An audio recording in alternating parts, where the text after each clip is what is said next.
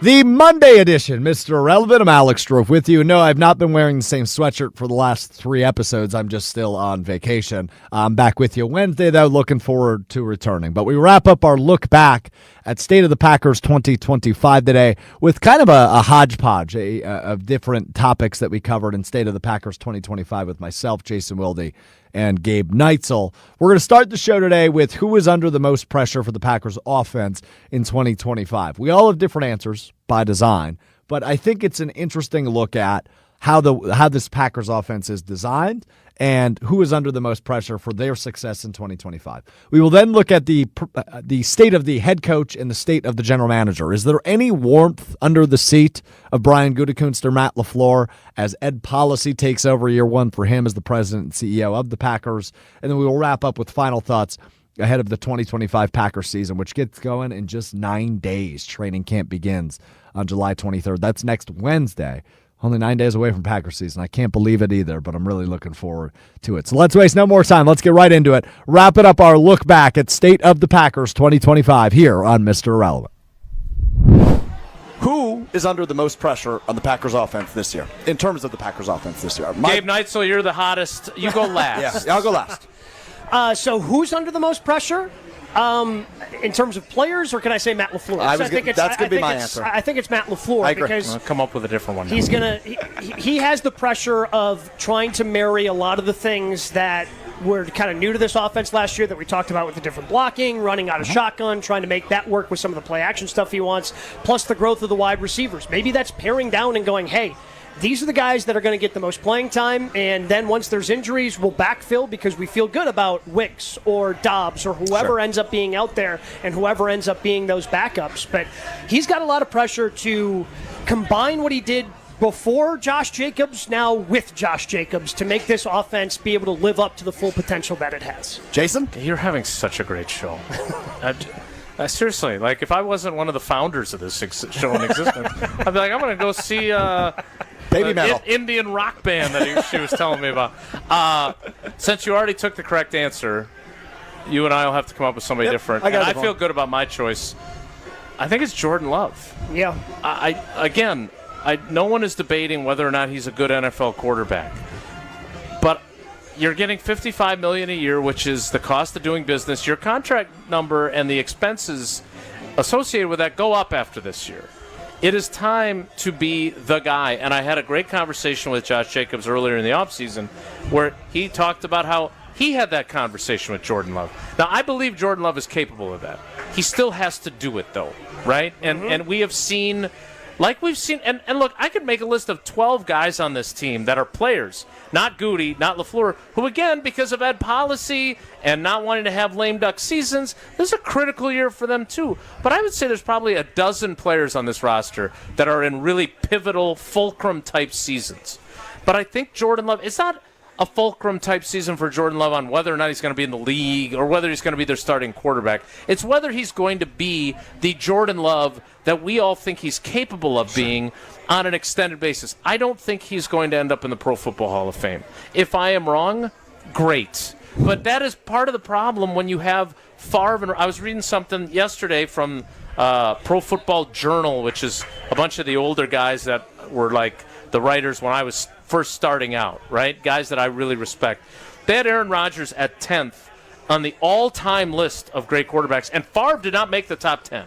Wow. So think about how spoiled we are as radio hosts, as a beat writer, as fans. So when I say that Jordan Love, I don't think is going to be a Pro Football Hall of Famer, people take offense to that, and I'm like, okay. I don't know if he'll win an MVP or not. But he's got to play at a closer level toward that top 5 quarterback, MVP candidate type player. So I think, and I think that's one of the reasons why Matt LaFleur has been cautious with what he said, both about this team and about his quarterback, to not put more pressure on him. Before I give my answer, I just want to say, undeniably, I think those are the top 2 answers. Right? I think Matt LaFleur is under the most pressure to prove he can make this offense win and score points. I think Jordan Love is under a ton of pressure because he's got to be that dude, to your point. I'm going to go a little bit of a different route. I think it's Matthew Golden. Spending a first-round pick on a wide receiver that hopefully finally solves your problem of having a bona fide stud in that room.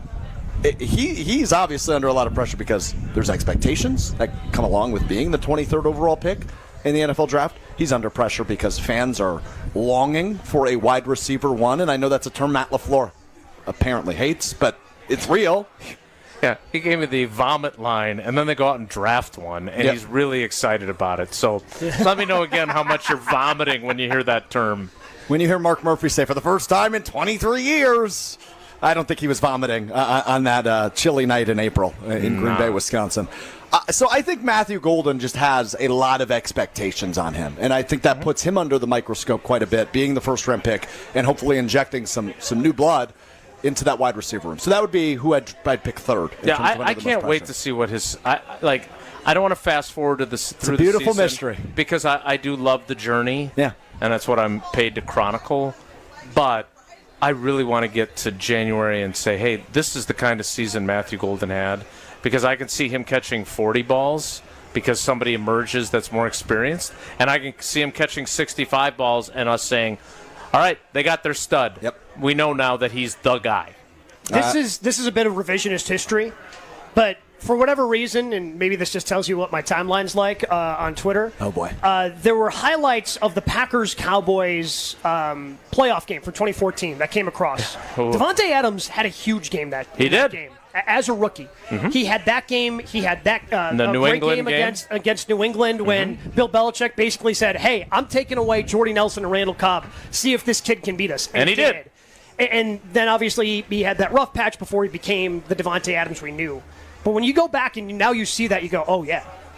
There's something there with just the way he moves, the way he had the ball in his hands.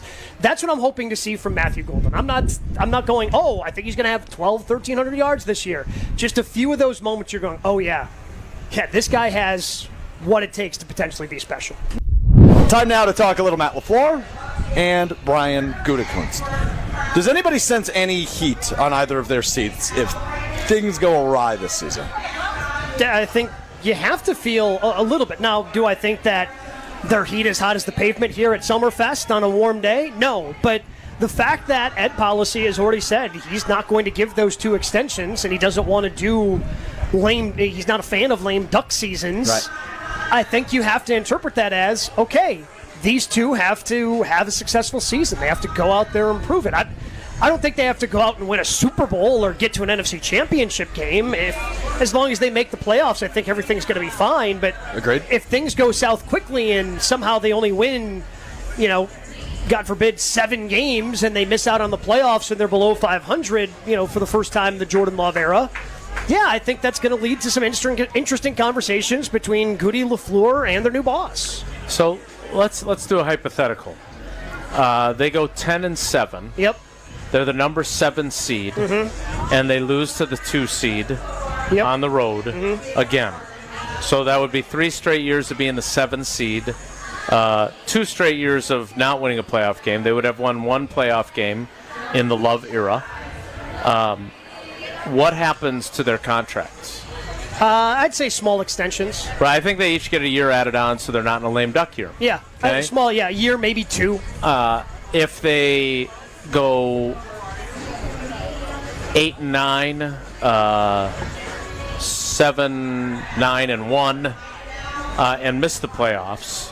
I think that's an interesting conversation because then, if you're not a fan of lame duck seasons and you're on the record saying, like, look, that Friday, it was all clandestine. Like we weren't even able to tell you where I was that day because there was the TV folks had a separate thing, and so we didn't. No one could say what I was doing, other than I can't be on Jim, Matt, and Molly that day.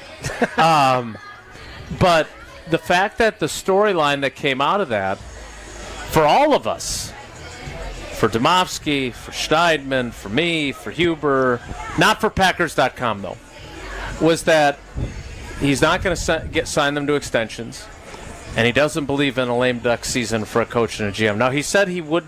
He did not paint himself into a corner and say he would never do that. Nope. So I think they make the playoffs, they lose in the first round. If that ends up being and look, this season could be a deep playoff run too. I'm not saying it's not, but just for our hypothetical, I think they each get 1 year added onto their deal. That's what they did with Mike McCarthy going into 18. Right. When previously he and Ted had gotten long extensions each time. So Mike got 1 more year after that 2017 season when they would have been a playoff team if Rodgers doesn't break his collarbone again. But they were, 6-2 when he got hurt?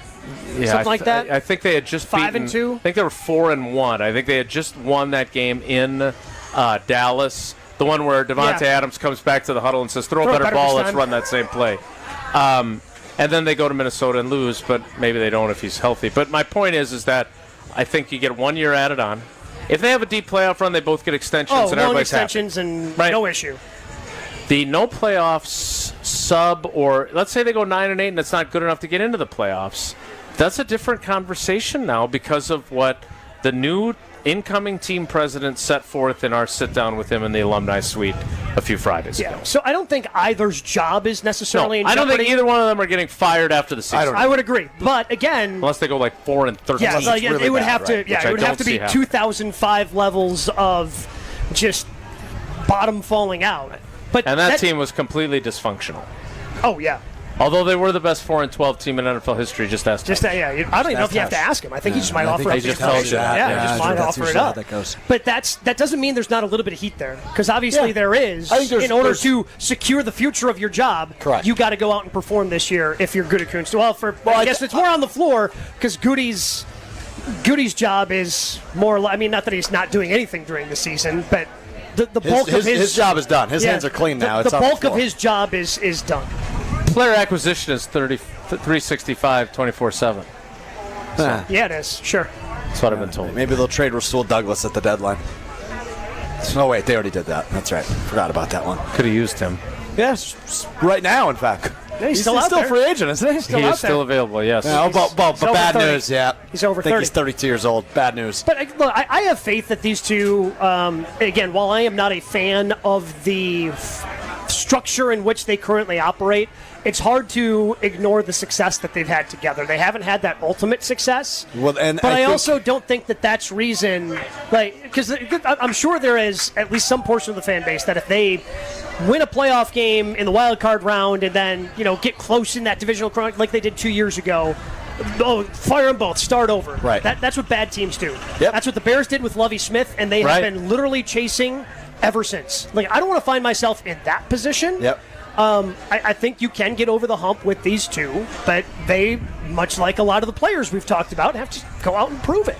You got to prove it. And like the general manager said after the season ended last year, I think it's time we start competing for championships around here. He did say that. And hopefully this is the year in which that occurs. Year 3 with Jordan Love as the starting quarterback.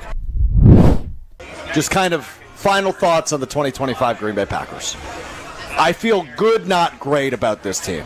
I feel good, not great about the teams that they are playing and the teams on their schedule. I think it's going to be much tougher of a rodeo than it was a year ago. I don't think you're going 11-6 playing the type of football that team played this year. Just given the really good offenses and quarterbacks on your schedule. The NFC North, I think, is winnable for Green Bay this year. Detroit I still view as the second or third best team in the NFC, if not the entire NFL. They won 15 games last year. They sure did. And obviously they're getting a lot of their guys back when they were decimated with injuries. Something I think people have forgotten, by the way, because everyone's focusing on the fact that they're replacing both their coordinators, is what you just said. I think it's a really good point that Packers fans don't want to think about. Instead, they want to look at, they've lost both their coordinators. But I think that will affect them. I agree it will. And that's why I think the North could be winnable if this team is as good as we think they can be. And that's been the theme of the show today, right? These guys are good. But they need to get to the next level. So I think there's still a little bit of ways away from that because so many of those things that have to fall into place. Yeah. Well, they can win the division if everything falls into place. Mm-hmm. And very rarely does that turn out to be the case. You view that as requiring Edgerrin Cooper to be almost all pro. You view that as Nate Hobbs and Carrington Valentine need to be great in the defensive backfield. You view that as Matthew Golden needs to be the receiver he was drafted to be. The best teams in this league have stars. Yep. And so, again, take what you want out of Pro Football Focus. But I was just kind of taking... The sheet is back. I was taking a look at, in the division, top 10 players at their position per PFF. Okay. The Lions have the most in the division with 9. Probably have the most in the league. The Vikings had 4. The Bears had 2. How many do you think the Packers had? Top 10 at their position per Pro Football Focus a year ago. 2. I'll go 3. 4. Okay. Oh, better than I thought. Josh Jacobs, Zach Tom, Xavier McKinney, and Edgerrin Cooper. Those were the 3. I did not have Edgerrin Cooper. Okay, interesting. They were I thought all, Zach Tom had a bad year. That's why he's competing for his job. That's why he's competing for his job. But so to that point of, oh man, they got to replace both those coordinators. Yes, but they also have a lot of talent that is going to be able to bridge that gap. You're right. Yes, those coaches had a lot to do, and I think Ben Johnson gets a lot of credit for Jared Goff getting to a level he didn't get to and then sustaining that level that he didn't have in Los Angeles. Can he sustain that? I'm not sure. But also, they've got probably the best running back tandem in the league. Yep. They have 2 bona fide studs on the outside. They've got a pretty good tight end. They've got a good offensive line. One of the top pass rushers in the league, and a whole bunch of those defenders coming back. So I think that they're going to be, maybe they don't win 15 games again. I think that would be tough for them because much like the Packers, you're not beating up on the AFC South this year. So the schedule's going to be a little more difficult. But they have a lot of studs. They have a lot of stars. And the Packers, again, I listed off 4 of top 10 at their position last year. I would say 2 of those are bona fide stars in this league, and Josh Jacobs and Xavier McKinney. Mm-hmm. I'd listen to a case on Zach Tom, and Edgerrin Cooper still has more to prove. Unless more guys step up to be studs, this team is going to be a wild card team that hopefully you get the right matchup in the playoffs. I think the ceiling is like 13-4. I think the floor is as low as 9-8 for 2025, and it's dependent on everything you just said. Because, again, they've got good players. Like, I think when we look at the different positions, they've got good players. They've got guys shown that they can be contributors. It's just, okay, you can only go so far with that. You look at the Correct. Eagles and how stacked they are. You look at so much credit for the Kansas City Chiefs, understandably so, goes to Patrick Mahomes, but they've got a lot of difference makers. You know, previously on their offensive line, some defensive playmakers that they've had, and the defense has really carried the day for the Chiefs as of late. But you look at those teams that made it to their respective championship games, they've got stars. They've got big-time contributors that are stepping up when it matters the most. And Jordan Love has shown that he can be a big-time contributor. Mm-hmm. But when it's mattered the most, as Jason pointed out earlier in the show, his last 5 playoff quarters, 5 interceptions. Mm-hmm. So you view the record as what, Gabe? I'm very similar to last year, I think, which would be an improvement given how tough the schedule is this year. But I look at this as around an 11-win team. That's going to be good enough for a wild card. I don't think they're going to be better than the Lions. I think they're better than the Vikings, who are going to go through some growing pains despite the studs they have on their roster. But J.J. McCarthy and going with him at quarterback. State of the Packers 2025. That's Gabe Neitzel and Alex Strouf. We've got about 3.5 minutes remaining. Jason Wilde, the floor is yours. I said last year they could have a better team and not go as far as they did in the playoffs. That turned out to be true. I think this year they could have a better team and have a lesser record. I'm going to pick them to go 10-7. I've been pretty consistent with that because I do think the schedule is harder. I do think that, you know, we are putting a lot of eggs in the Lions lost both their coordinators and Ben Johnson is a brilliant offensive mind basket. Look, the division has all kinds of question marks, right? Are the Lions going to be as good without those two? Are the Vikings going to be as good with J.J. McCarthy at quarterback? And what exactly are the Bears going to be? The Packers feel like the same team that can still be good, but not great. And so, like you said, I think it comes down to who their playoff matchup would be. They have to stay healthy. If they have the kind of injury problems the San Francisco 49ers or the Detroit Lions had, they are not finding a way. They do not have that kind of depth on their roster. And so then we're looking at a much more disappointing season. I don't expect that. I expect them to go 10-7. I expect them to be a wild card. I wouldn't be surprised if they got the right matchup if they win their first playoff game. But again, I think they're still a year away from us saying that they are truly competing for a championship. It's a team we will reflect on as the best 10-7 team in NFL history. If that's what they turn out to be, I see a path for them to be in an NFC championship game and going 13-4. I'm not saying they can't, but again, a lot has to fall into place. A lot has to go right. That's exactly what I was going to say. And, God, you're good. And a lot of that, I think, is dictated by two people who we talked about a little bit earlier. It's the head coach, it's the quarterback. Can Jordan Love Which is be true that of dude? almost every team in the league. Well, of course. I don't think Even I don't on think this this is team. groundbreaking analysis. Right, But but what I'm saying is that we tend to maybe over-evaluate both those guys sometimes. Those guys both have to be on top of their games this year because they've got a defense that's championship caliber. They have a lot of good, not great weapons. Those are the two guys that can make those good but not great weapons and make Jordan Love even better. well, think about it, right? You saw it for years and years with Aaron Rodgers, the way he elevated the guys around him. And Lazard got paid because of Aaron. Correct. We've seen Jordan Love in moments, at times, in flashes, elevate the guys around him. The word we used a ton in this program last year around Jordan Love was consistency. Can he do it consistently? And that will be, again, a question in 2025. And that will do it for my vacation. That will do it for our look back at State of the Packers 2025. If you missed State of the Offense from last Wednesday's Mr. Relevant or State of the Defense from last Friday's Mr. Relevant, highly recommend looking back at those if you've made it this far into our look back at State of the Packers. Before I go and before I return Wednesday, one final time, got to tell you about our friends at Door County Distillery, locally produced, handcrafted, award-winning spirits made locally in beautiful Door County. If you're heading up there, stop in. If you're not, bring Door County to you with their whiskeys, gins, rums, all the in-betweens. They've got a wide array of liquor, and it is all delicious, and it is all award-winning, and it is all affordable, and it is all local. DoorCountyDistillery.com is their website. I return in 2 days for Wednesday's edition of Mr. Relevant. The whole crew returns Wednesday. JOSHY DiMaggio will be back with me. Hunter Vaughn, Tiny Hands, will be back with me. Will Summers will be back with us as well for a long overdue Will's couple weeks in review, I guess we'll do on Wednesday, as we are just a week out from training camp. I assume, though, because I'm recording this in the future, that Sal Frelick was named an injury replacement for the All-Star game tomorrow, and he will play. That's my guess. Probably not, but just a guess. All right, we'll talk to you Wednesday. Looking forward to being back with you. Appreciate you hanging with us while we get a little pre-football season vacation in for the four of us. Quick break before we get back to action, just a week out from training camp and the Green Bay Packers 2025 season. But there's going to be Brewers and Bucks to talk about, I'm sure, as well, coming up Wednesday. So that's all still ahead. Looking forward to that. That does it for us. We'll talk to you then. Peace.